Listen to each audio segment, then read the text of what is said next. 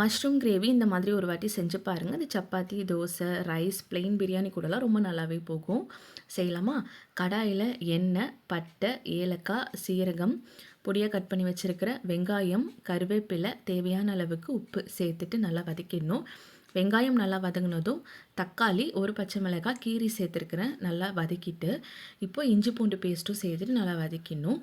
இஞ்சி பூண்டு பேஸ்ட்டோட பச்சை வாசனை போனதுக்கப்புறமா நான் மஷ்ரூம் வந்து நல்லா க்ளீன் பண்ணி கட் பண்ணி வச்சுருக்கிறேன். இப்போ அதையுமே சேர்த்துட்டு நல்லா இந்த மாதிரி கிளறி கொடுத்துக்கணும். இப்போ இதில் மஞ்சள் தூள், கரம் மசாலா, மல்லித்தூள், ரெட் சில்லி பவுடர் சேர்த்துட்டு நல்லா வந்து மிக்ஸ் பண்ணிக்கணும். மஷ்ரூம்லேயே நம்மளுக்கு நல்லா தண்ணி விடும். பட் இருந்தாலும் நான் 1/4 கப் அளவுக்கு மட்டும் நான் தண்ணி சேர்த்துக்கிறேன். நல்லா சேர்த்துட்டு மிக்ஸ் பண்ணிவிட்டு நல்லா வேக வச்சு எடுத்துக்கணும். இந்த மாதிரி நம்மளுக்கு கிரேவியாக கிடைக்கும். ஃபைனலாக வந்து கொத்தமல்லியில் தூவி ஆஃப் பண்ணிடலாம். அவ்வளோதான், ரொம்பவே சூப்பரான மஷ்ரூம் கிரேவி ரெடி. கண்டிப்பாக ட்ரை பண்ணி பாருங்கள். டேஸ்ட் அட்டகாசமாக இருக்கும்.